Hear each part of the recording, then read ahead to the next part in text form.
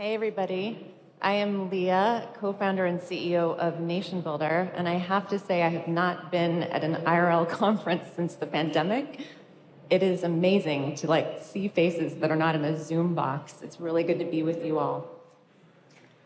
If you've heard of NationBuilder, it's probably because we're the world's most used software for politics and advocacy. But fun fact, most of our customers are actually nonprofit organizations and leaders of all kinds who are just trying to meet a need in their community, from disaster relief to fighting isolation and everything in between. I spent most of my life pre-NationBuilder in the nonprofit sector. I gotta tell you, I did not expect to be doing my deepest democracy building work at a tech company. I was doing on-the-ground community building and leadership development with folks, trying to get them the tools they needed to bring communities together. That work was so physical.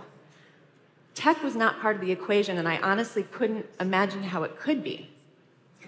I dismissed it so thoroughly that in 2010, when Jim Gilliam and I started working on a book about his life, I completely ignored the fact that when we weren't working together, he was spending every waking minute coding. I don't know how long it was, honestly, before I asked him what he was trying to build. And when I did, he said this: I want to get the tools of leadership and organizing into the hands of millions of people. And I said, you mean like community organizing? And he said, yes. And I said, you mean like community building? And he said, yes. And I said, that's my thing.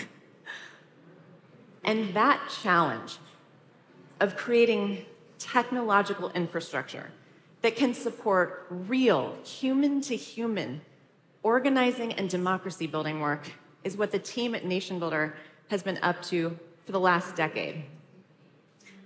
A few things to know as we dig in. We're not a social media company. We don't sell data, and we don't sell ads. If we make software, and if you want to use it, you pay us for it. There's no algorithmic amplification.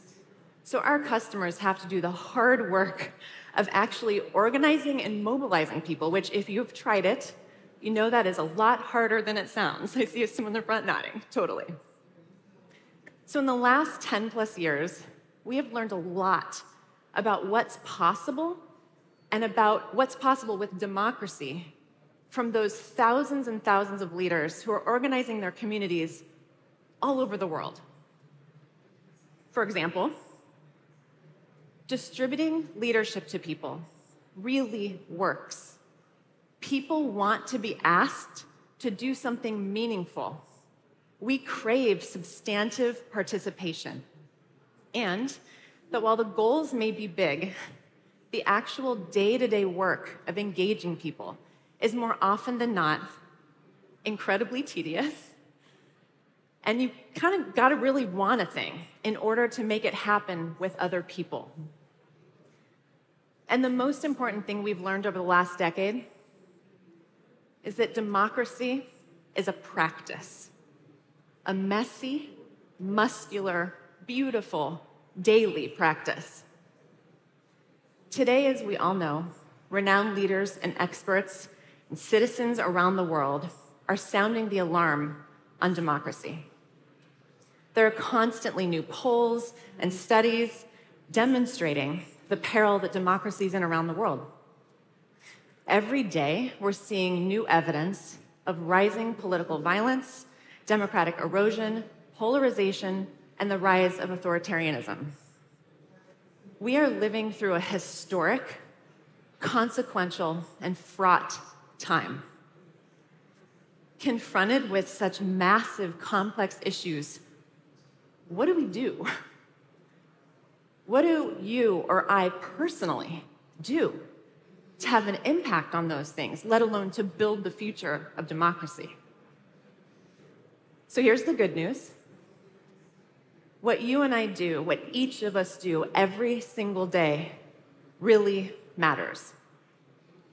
The folks at the International Institute for Democracy and Electoral Assistance recently published an article that highlights that fact. Their article compared recent data from countries that fell into authoritarianism and remained there to 9 countries that transitioned back to democracy after an authoritarian spell. The key thing from that report was that during those 9 countries' authoritarian period, what declined most were institutional checks and balances, things like clean elections, effective parliament, judicial independence, etc. But while those institutional checks did decrease significantly, autonomous checks, like citizen involvement in political associations and non-political associations and public debate, aka civil society participation, in most cases, either declined less, remained steady, or even increased before the country then ultimately returned back to democracy. That is a big deal because it illuminates that democracy is not just about our institutions, as critical as they are. And it speaks to how our actions and daily practice of democracy creates democratic resilience and can literally help turn the tide for our countries. So, what does it mean to actually practice democracy every day? The team at NationBuilder has a unique window into that, not just because of what our customers are doing to engage people, but because of our own daily lived experience. The belief that everyone should have access to the tools that facilitate democratic participation means that the team at NationBuilder regularly interacts with people with whom they deeply disagree. And I gotta tell you, it's really hard. And sometimes it's really beautiful. We believe at NationBuilder that the practice of democracy requires us to try and pull the people with whom we disagree closer, as hard as that is to do, and keep them in legitimate, participatory, visible channels, insisting on nonviolence as the only organizing tactic that is allowed on our platform.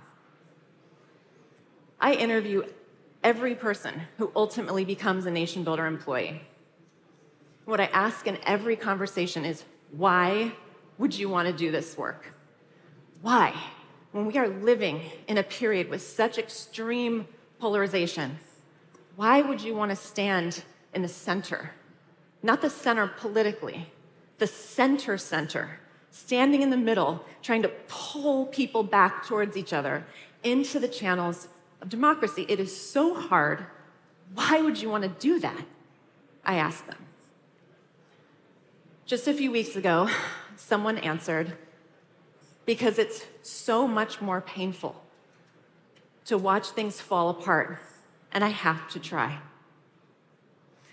And I don't believe that's just true for people who are doing direct work on democracy. I believe that is true for all of us, for every citizen who cares about democratic values and pluralism and rising authoritarianism and combating violent extremism. It's just true that if we want to build a world with freedom and opportunity at the center, with human rights and justice at the center, then we have to pull, like really muscularly pull each other together instead of pushing people away further to the edges, because there is no away. At the end of the day, practicing democracy is a personal choice. And like anything else, it requires commitment. We have to want something so badly that we're willing to push past our initial resistance or whatever that might be to do the real work. In thinking about this speech, I had to think about why I care so much about any of this. Because when I say the word democracy, what's true for me is it feels very physical and visceral. Feels like I can breathe. I think that's because it's a violence prevention strategy, which really matters to me personally. The prerequisite to violence is dehumanization. Neuroscience tells us that people will not actually advocate or endorse violence against other groups until they have dehumanized them.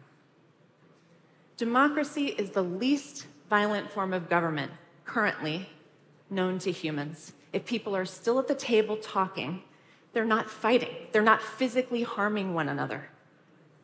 The possibility of humanization still exists. If they're talking, if they're using their voice, participating in legitimate channels, something else is possible. Given some of my own life experience, I'm kind of constantly always optimizing for my own physical sovereignty, like being able to move the way I want, when I want, how I want.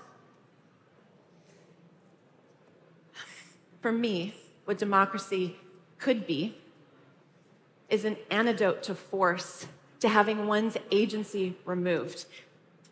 I think it's an incredible disruption to the idea of power over and helps us think about how we want to build power with.